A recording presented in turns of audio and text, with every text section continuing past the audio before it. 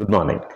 మొదటి పేతురు 5వ అధ్యాయం 3వ వచనంలో చూస్తే, మీకు అప్పగింపబడిన వారిపైన ప్రభువునైనట్టు ఉండక మందకు మాదిరులుగా ఉండుడి అని బైబిల్ మనకు సూచిస్తూ ఉంది. దీంట్లో మనకు ఒక 4 or 5 ఇన్సైట్స్ మనకు కనిపిస్తాయి. First thing is lead with servants heart. ఒక సేవకుని హృదయంతో మనము మన మందను లీడ్ చేయాలి. ట్రూ లీడర్షిప్, నిజమైన లీడర్షిప్ ఎప్పుడు వస్తుంది అంటే when you prioritise.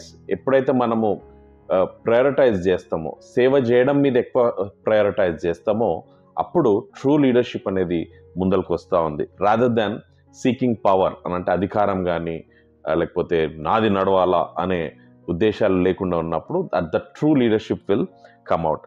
Second thing is be eager to encourage others growth or others.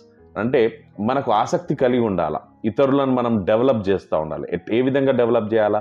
పర్సనల్గా చేయాలా, వాళ్ళ ప్రొఫెషనల్ గ్రోత్లో మన ఇన్పుట్స్, మన ఇన్సైట్స్ వాళ్ళకి ఇచ్చేసి వాళ్ళని ఎప్పుడైతే మనం డెవలప్ చేస్తూ ఉంటామో ఒక ట్రూ లీడర్షిప్గా మనకు వస్తూ ఉంటుంది. దాని తర్వాత అవాయిడ్ అథారిటేరియన్ లీడర్షిప్. చాలా సందర్భాలలో చూస్తాము, లీడర్స్ అయ్యేంత వరకు చాలామంది ఏం చేస్తూ ఉంటారనంటే ఒక మాదికరమైన జీవితం ఉంటుంది. ఒకసారి లీడర్గా వాళ్ళు ఎస్టాబ్లిష్ అయిన తర్వాత then they slowly starts showing his authority.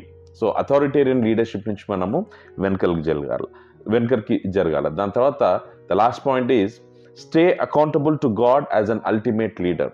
అల్టిమేట్గా లీడర్ అయిన తర్వాత చాలా సందర్భాలలో మనకు సలహాలు ఇవ్వడానికి కానీ మనకు ఏదైనా చెప్పడానికి కానీ చాలామంది జంకుతూ ఉంటారు. కానీ we should be able to understand that we are his team. So ఎప్పుడు కూడా మనము ఆయనకు ఇంక్లైన్గా ఉండాలా, దేవునికి ఇంక్లైన్గా ఉండాలా. And we should be accountable. మనము దేవునికి జవాబుదారీగా ఉన్నాము, ఈ లీడర్షిప్ ఆయన ఇచ్చింది కాబట్టి ఆయనకు మనం అకౌంటబుల్గా ఉండాలా. ఐ హోప్ ఈ 4-5 స్టెప్స్ మనం పెట్టుకున్నప్పుడు ఆ leadership, any kind of leadership, then we will be really successful. Thank you.